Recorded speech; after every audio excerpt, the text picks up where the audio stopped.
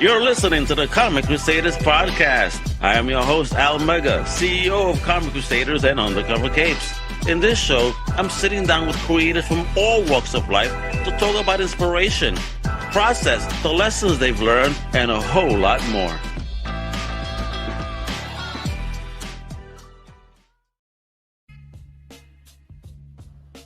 What up, familia?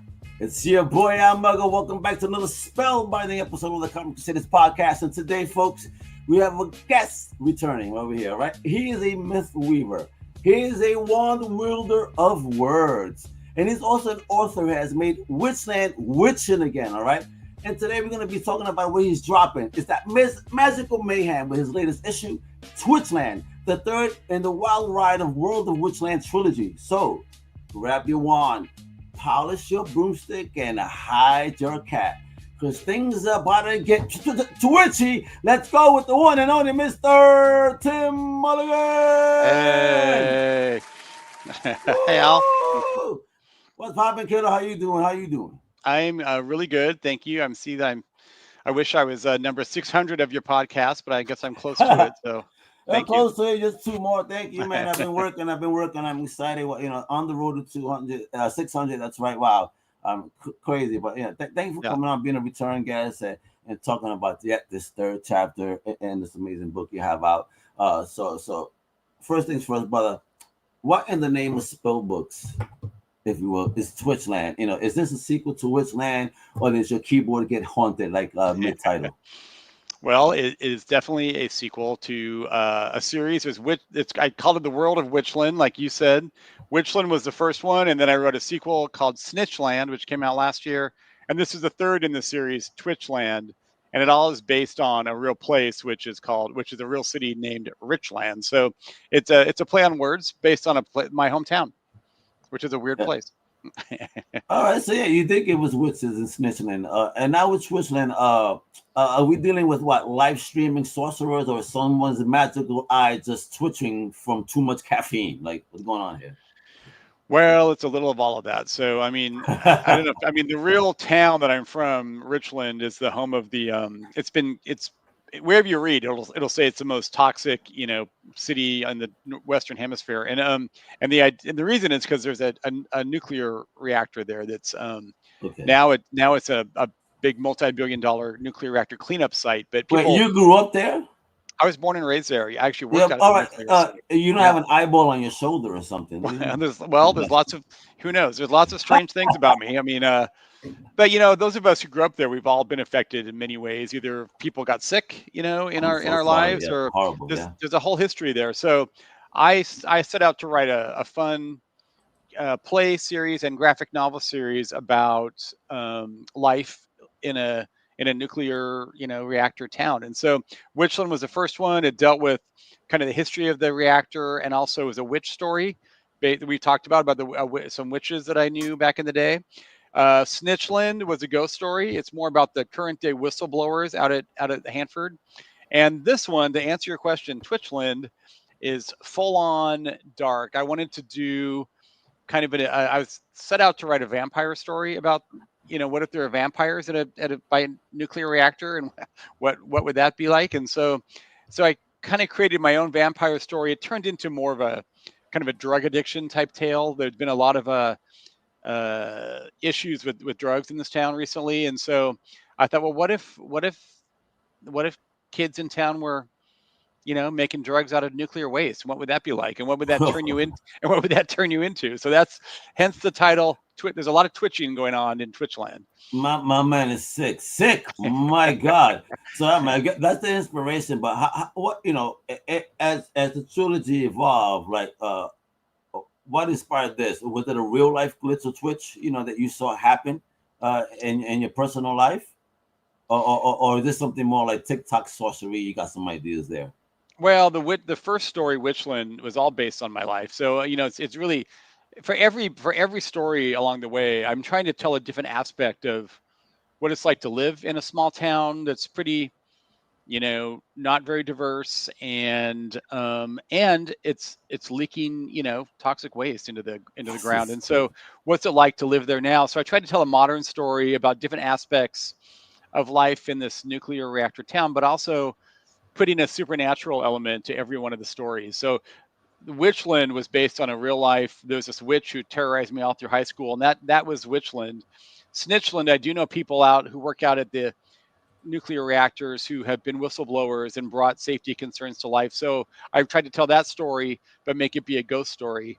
And like I said, with Twitchland, I do know people have been affected by, I think we all know folks in, in especially small town America where, there's a drug epidemic, and so I tried to do that, but I put my own spin on it. Like I love dark vampire stories. I love the Lost Boys. I love, any of those old kind of stories from my past about vampires. And so I did my own version of it and really tried to, like I said, tie it to radiation and how could that come into play. So in my story, I won't give it all away, but it just starts with what if my idea was what if some bats, because there are bats there, what if some bats got into the tanks of nuclear waste, because there are 50 million gallons of nuclear waste buried in tanks there. What if some bats got into the tanks and got infected with and then started biting people around the town? What would that create? So what kind of vampire would superpowers?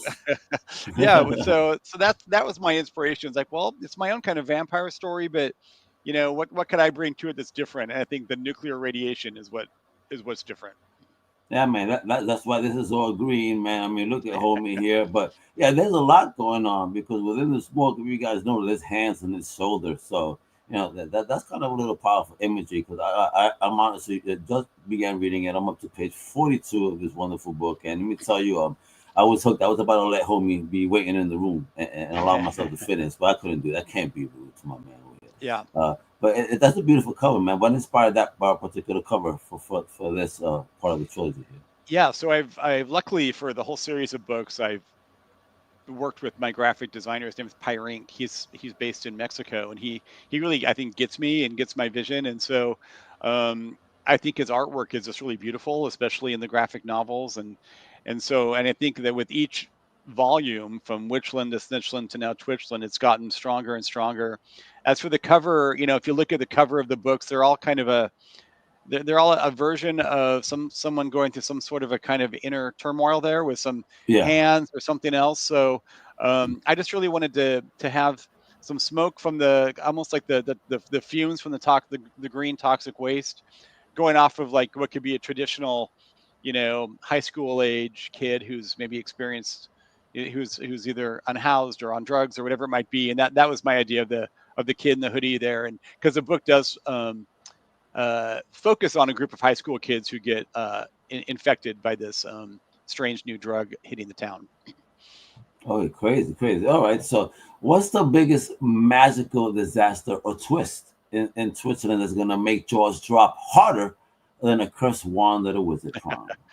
Well, I think that's what I would say is I think that, like I said, I started off as full-in vampire, but then once I got into it, I'm like, well, if I have a toxic bat and I bite someone and I make them infected with my toxic bat blood, what do they do? Do they bite people like vampires do? But I thought, well, no, they want more nuclear waste. So I think that was the hook there to say. So it also tells an origin story of a guy who works out of the tank farms, which is where all the toxic waste is buried in the ground, and he also gets bit by these bats, and he starts tweaking and becoming looking like that and becoming really really crazy, and then he figures out, well, what I want more of and what these kids want more of is more nuclear waste. And so he figures this out and he starts ingesting the nuclear waste himself, but also making a drug out of it that which then spills across the town. And you have all these kids who are kind of having withdrawals, from this toxic bite. There's a good picture of the bats biting a kid. And, and instead of a traditional drug story or a traditional vampire story, I threw the two together. I like to say it's kind of a mix of like if Lost Boys ran into Train Spotting, maybe you have something Twitchland, where it's a kind of a mix of all of that: vampires, drugs, nuclear waste. Throw it all together, and it's kind of a disaster. So let's get real. Did Twitchland drive you a little twitchy yourself? Like, how did this book challenge you creatively, if you will? Was it more than the previous ones, or did you have an ease of flow?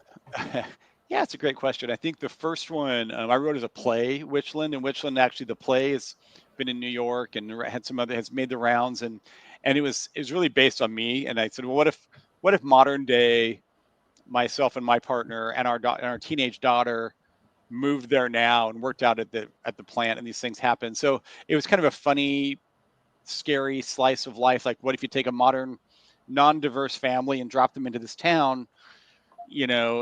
A very diverse family, and drop them into this town, what it would be like. So I think that was easy to write because write what you know. This one Yeah, though, I've been there myself, brother. I tried to go full on comic book mode here and tell an origin story. I love a comic that has a villain, a really good villain origin story. And I think that's what you find here is you find this guy who's working out there and gets bullied by the people in town. And then as he finds this release, which is these bats and this toxic waste, he gets stronger and stronger and stronger and builds up his confidence, and he creates this new kind of villain.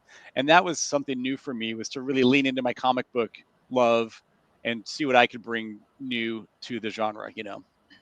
I dig it. Now, Witchland, Snitchland, Twitchland, we need to know.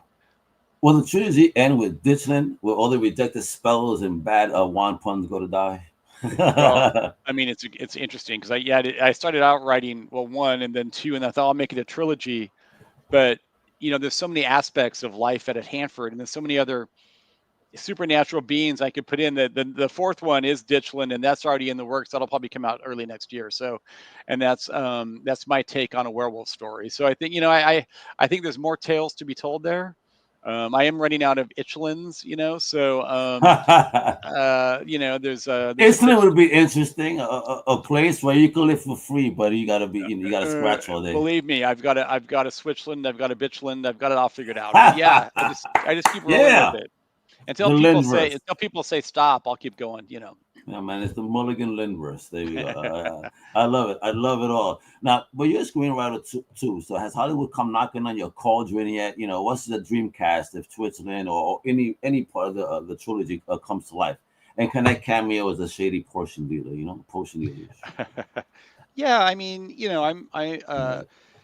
I work full time during the day, so this is like a side. This was a side thing that happened during COVID. Then I just kind of rolling with it. So I think now the books and the plays are getting out there, and I am getting people asking me about it, and and so I'm kind of a free agent and talking to folks. And what would I like to see happen with it? I'm just having fun with writing the stories and people responding. I think it would be an awesome series or a streaming show or movie. I've written screenplays for each one of them as well that could be packaged up, and it's almost like a True Blood type story in a town with these different types of monsters that happen there. This just happens to be based on a real place with a real nuclear reactor. So that's for a perfect cast. I don't know. I think there's some great roles in here it's the same group of characters that kind of that follow through. Yeah. Some of them don't make it to the next volume, but oh man, but it's the same spoilers. So it's the same core group though, and I think it's some great parts for some people because it's it's a African American girl who's like, she's a star of the show, the teenage daughter of which I have in real life, and there's a gay couple at the heart of the show, and all this stuff happens around them. So there's some great parts for the right actors here. Oh man, I could definitely see it, man. Because I am thoroughly entertained, and it's about the story and the way that you weave it again, and like all that aside, that's what you get. Though you get a good story. You're not focused on just that. You're weaving something here. Like I'm seeing the magic, and I'm loving how the story is flowing. You feel me? Thank you. And all the characters are great. Feel so natural. I really dig it. Now, give us the choose your own spell moment. Like what scene in Twitchland was the most fun for you to write, and why did it make your fingers dance on the keyboard like you were possessed? Gosh, I think the part that challenged me the most, but I thought was fun, was to say when you have to deal with the bats themselves. If you do have these toxic bats, how do you get rid of them? So I thought, well, let's just turn these our three main characters into full on Ghostbuster mode and get them in hazmat suits and get these toxic things and go. So I think that the writing that scene with them chasing down these toxic bats and wiping them out was really fun. And I think that'd be a fun thing to see on film. It was a fun thing to write, and because it's something way out of my comfort zone. I dig it. Now, what do you hope readers and fans walk away with after finishing Twitchland? Like besides the twitch and a craving for enchanted coffee.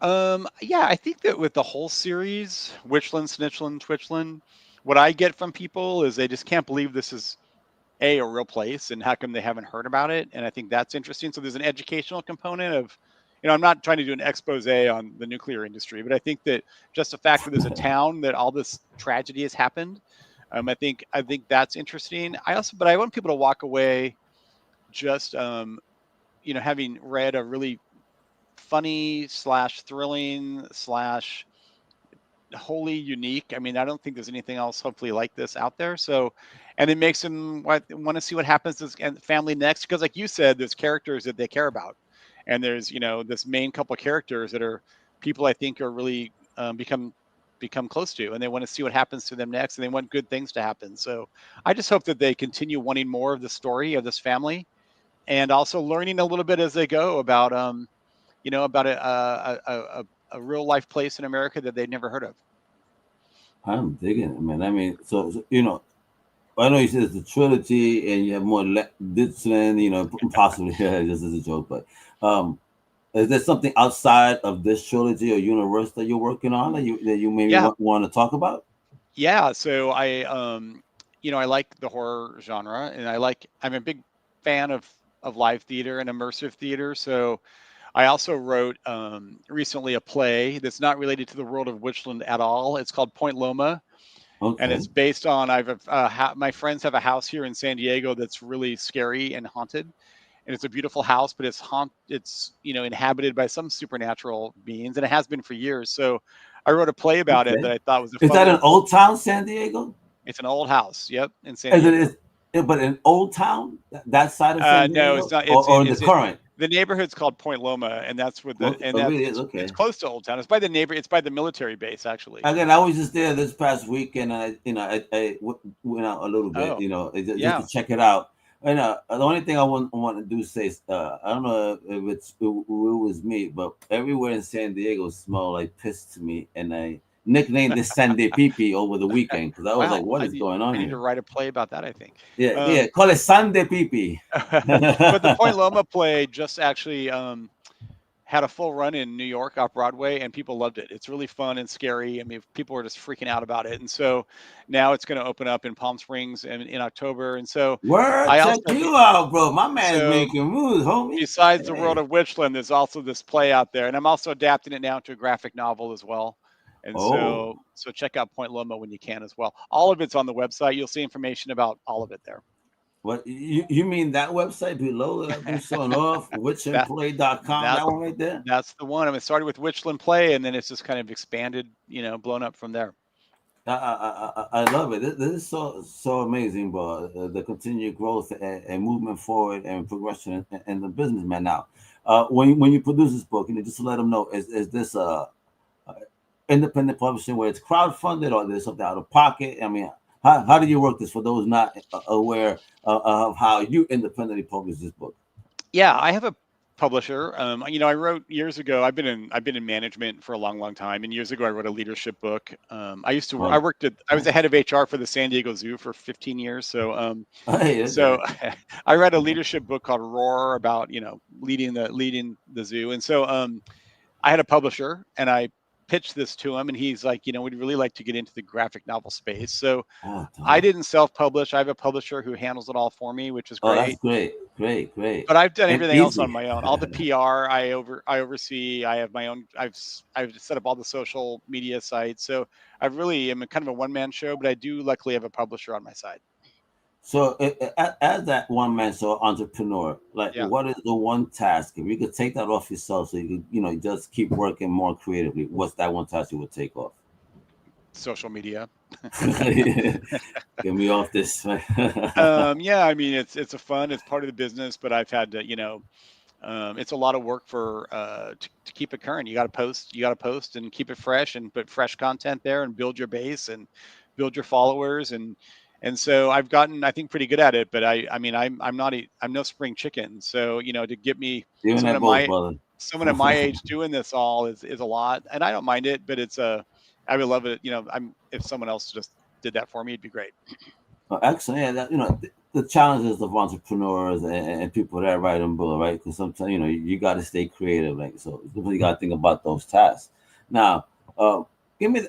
Now, I want to put you on the task. Now, let's say, for example, we're San Diego Comic Con, right? We're taking an elevator up to the panel floor. I look at you and I say, "Hey, tell me what you're talking about. Your book, real quick, man. Remember, we're going just on up an elevator fight. You're gonna lose me right after that. Give me the elevator pitch, quick." Toxic bats find their way into vats of radioactive waste in a haunted town and infect kids around town and create a whole new type of monster based on a real life place and a real life tragedy here in the U.S. So it's a real slice of life thrown in with toxic waste and vampire bats. Boom. See, that's an elevator ride pitch. I absolutely love it. It catch people on, but good. You're awake. You're on the money, Tim. You're on the money, Tim. Now, talking about cons, are you going to be making any appearances, though, anyway? Yeah, I'm trying to get better. I mean, this is another thing I need help with. I was at HorrorCon this past year in LA. How did that go? It was great. We had a Witchland table. It was Snitchland. The second book came out around Halloween. So in HorrorCon was in LA in October. So it was right on the heels of the second book coming out, and that was really exciting. I spoke. I had a presentation on stage. People loved it. You had a panel. Was that your first panel? It was a one-man panel. I just did a whole presentation on my own. So yeah. That was your first time doing it at a con? Yeah, it was. Actually. Oh, bro, man, how did you prep for something like that? That must have been nerve-wracking. I know my first panel that I ever moderated, man, was I effing nervous. I don't get nervous. I thought it was fun. I did.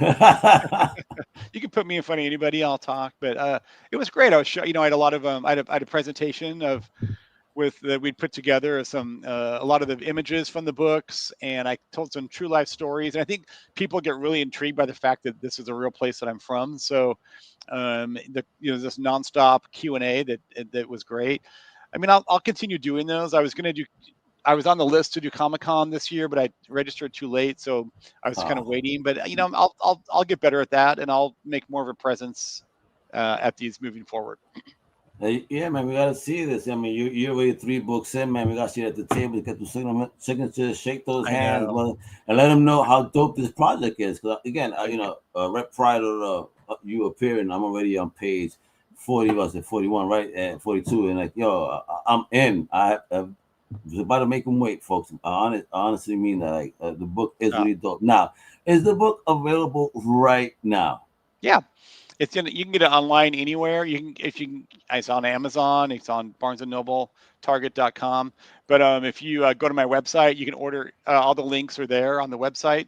Just click the Twitchland tab, and it'll take you right to the graphic novel. There's a tab there for each of the books, with links. So yeah, it's available now.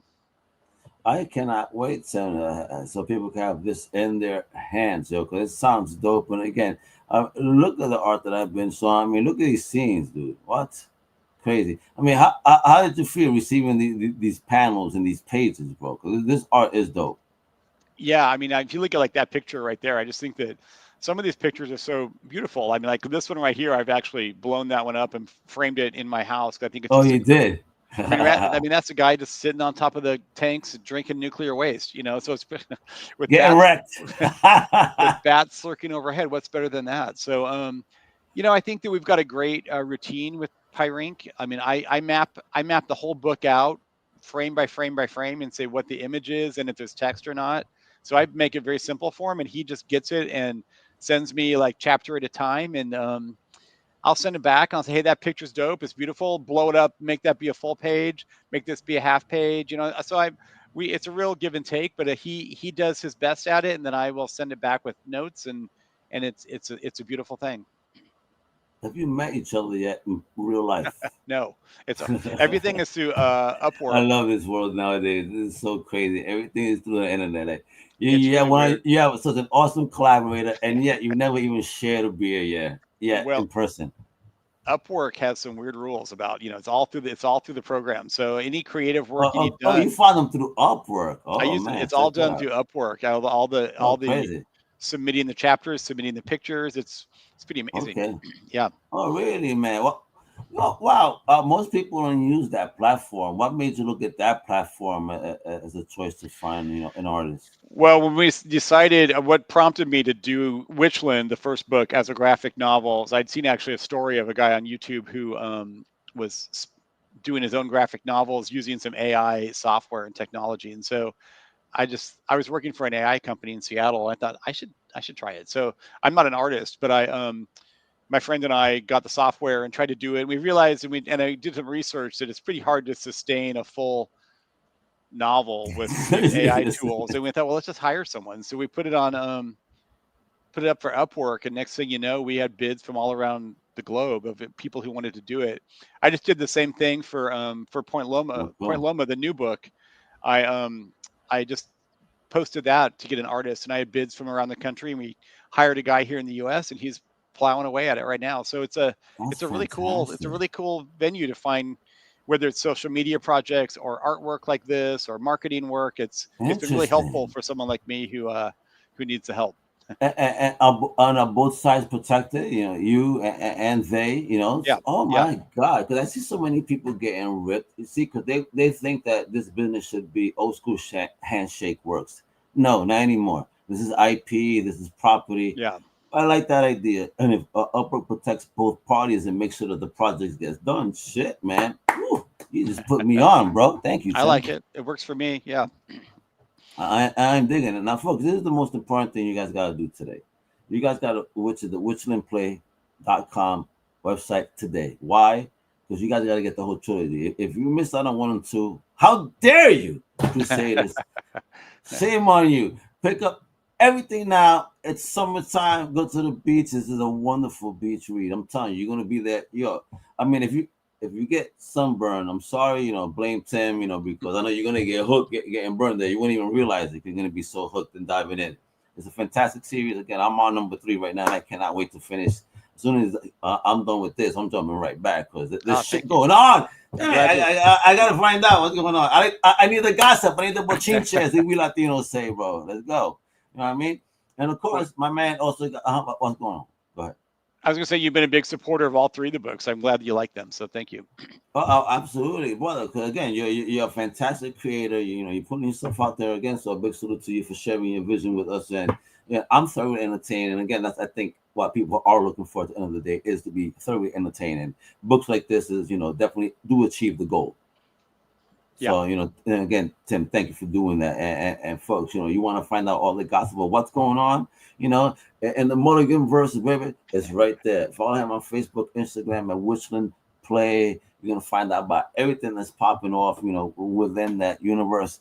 And my man, Tim, before we go, you got to motivate the crowd out there. Let them know a piece of advice out there based on your journey and even building this trilogy. What is the biggest lesson you learned thus far that you could share? Oh my God, so many. I would say one is that if you've thought about doing something creative like this, I put it off way too long. I wish I had done this 40 years ago. I had so many ideas for writing and for scary stories and stories about my past, and trying to, how do I put it in print or not? It really took the pandemic and quarantining at home to get it going. So I guess my advice is, it's possible now with, and you just, with technology the way it is, start writing. And then, if you're gonna, getting it out there's another thing, but just the first step is just get your thing on print and create something, and then it'll go from there. I started at age 55 and I'd never written before. And now I have 2 plays and 3 graphic novels, 2 more in the works. I mean, this is all a whole new chapter for me, and I work full time. So I think that the advice is, it can happen to anybody, and don't give up and don't wait too long. Right.